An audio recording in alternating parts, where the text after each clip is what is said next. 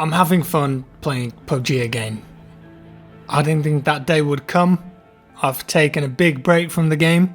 The performance issues were really getting to me. The frame rate drops, the netcode. But since I last played, there's been a lot of big updates, and on my new PC, the game runs really well. On low settings, it doesn't run particularly well on high settings still, but when you put it all on low, as you can see here, it doesn't look pretty running at 1080p, but I've got fraps open in the top left hand corner there and you can see the frame rate. And 120, 130, sometimes 140 FPS consistently is so important in a competitive game on PC, especially something like PUBG when most people that are playing it are super duper tryhards. And it's made a massive improvement to my enjoyment of the game. So for me, this is great because it means that I'll be creating content on PUBG again and enjoying a more serious tactical battle royale game.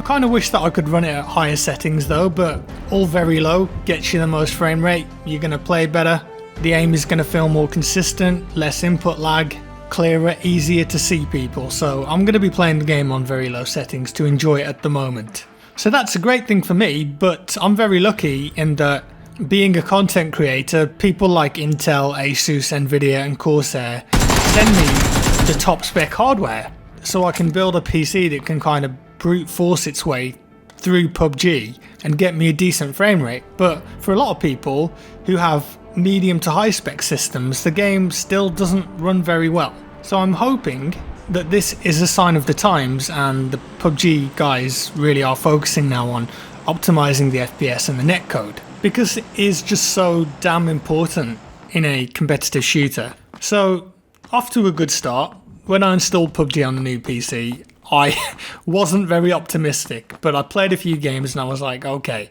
it does run better and it feels better and it's much more fun to play when you're not constantly battling with FPS drops and your mouse feeling awful. So definitely going to be more content for PUBG on the channel again. I'm enjoying playing it, as I said. And the game that you're seeing here, unfortunately I wasn't recording it locally, I was just testing out the FPS like I said. But luckily PUBG has a replay tool and that allowed me to lock that replay in so I could record it at a later date and do this commentary on top. So that's why it looks a bit weird, the movement, and also the fact that you can see other people on the minimap and this weird bar at the bottom. It's not cheats, I promise, it's a replay. So it's going alright so far. I think that's my third kill. Obviously that guy was gearing up to shoot at someone, so come around the corner, I did spot him there. I'm just keeping a wide berth. I'm going to use this blue farming thing. What is that? Someone in the comments must know what type of machinery that is. Are there any farmers that watch my content? Probably not. Let me know if you're a farmer down in the comments below. Farmers represent. I kind of wish though that on the replay feature it had a way of just showing what the game looked like. If you could have the inventory of the person come up, or when they were using a bandage, or the kill notification, because that doesn't seem to be an option unless I just missed it, but this will do.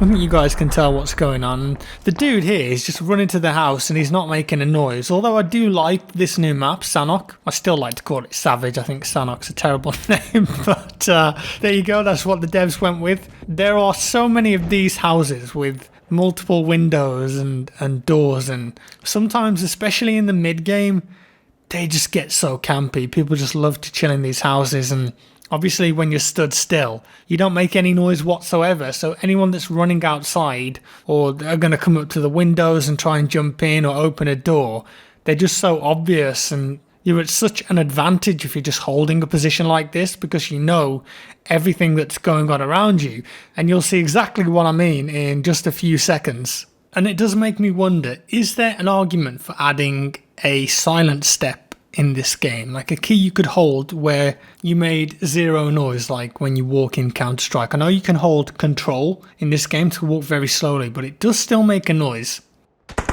Be interesting to see if that was ever added. We'll see. But these guys next to me getting a fight. I'm going to capitalise on that. Wait for my opening. There's one. And there's two. kind of just picking up the pieces there. Obviously the guy in the building there had either forgotten about me or thought that I'd moved on or just didn't care, but patience paid off. If you waited long enough, there's going to be some kind of opportunity presented to you, whether that's a person running by or, like you saw there, someone getting in a gunfight. So I'm just checking if it's okay to move out here. Spotted someone up at the facility, couple of tags. Because I've got that suppressor on the SKS, he just didn't know where I was. And there we finish him off with a shot to the back. Unfortunately, he didn't locate me, so that made it quite easy for me. Spot a dude right on the brow of the hill there. I didn't want to pursue that though because the circle is moving in and I've got to get to the next zone. Just check that he's not looking at me because there's not much cover here as I move towards this weird structure. And surveying everything. Just in here. Did I see someone move there? I think I did see someone on the brow of the hill. Yeah, there we go. Moved away behind the tree. Gunfight up on the hill there. One of those players was taken out. Boosting up. Drinking my magazine. Must be a bug with the spectator tool. And there I spot the movement. I think I pinged him with a headshot straight away there, so I know one more shot will do the trick. And he goes down. I felt confident there because I've got the suppressor on. I know there's no one on my left apart from over the brow of the hill, so I took that opportunity. Moved into the warehouse, and this is the next circle. Just holding control, trying to make as less noise as possible. Got to pick up the pace here though because of the circle moving in. I don't really have any information right now either. I've got no idea where the rest of the people are, although you can see them on the minimap. I couldn't when I was playing the game. So I'm just going to chill here and go prone and wait and see if there's any type of movement. I can't hear any footsteps near me. Grenade goes off, and I think that came from inside the warehouse.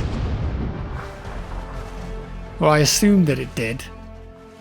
But I think in actual fact it came from up the hill and it was someone just grenading that side of the rock because they thought that someone was there. But I'm being a snake in the grass here. Trying to just keep my wits about me, always looking around. Because I know that up there, by that tree and that rock, if anyone were to peek that, I'd be a very easy kill.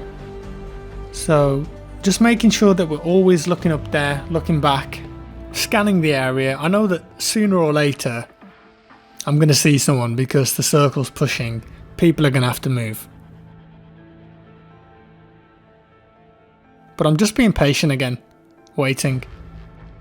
Keeping a low profile. The zone slowly creeps in. But I'm okay. Is there anyone up there? Did I see some movement there?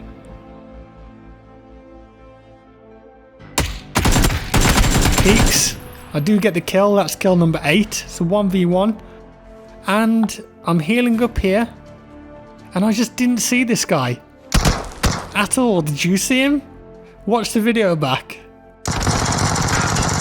You can see him just creep down the rock. When I was playing the game, he just seemed to blend in so well. And I watched the replay back. And I was like, damn, how did he do that? But fair play, there we go. He got the W. Second place though with 8 kills. I felt like that was a decent game to put up, so I'm glad that you were there to witness it.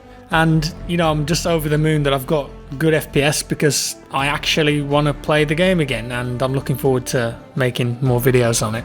Now, wrapping things up for today, as I said, being a content creator does have its perks, and hardware manufacturers, publishers like to send you stuff. And Nvidia recently surprised me by sending me a PUBG loot crate, which is just awesome. It's very big, it looks authentic, and it's just kind of cool to have something like this. So a big thanks to the guys at Nvidia for sending that over. I was thinking about maybe turning it into something like a coffee table and having it in my office, so if you've got any ideas, then let me know what to do with it. And it wouldn't be a loot drop without looking what's inside. And inside was a Asus Strix GTX 1070 Ti, which is a very nice graphics card, some postcards with some screenshots from PUBG, and a fetching Nvidia PUBG bag, which I'm sure I will take on my travels to Gamescom, which I'm very much looking forward to. Coming up soon, lots of good games there. I'll be capturing and recording more BF5, maybe some World War III game, maybe Anthem if we're lucky, who knows. I'm sure that there's going to be a lot of cool announcements and gameplay on offer there. And that's all for today, guys. I hope you enjoyed this video. If you did, give me a like. If you didn't, a dislike. Subscribe if you want to see more, and I'll see you in the next one.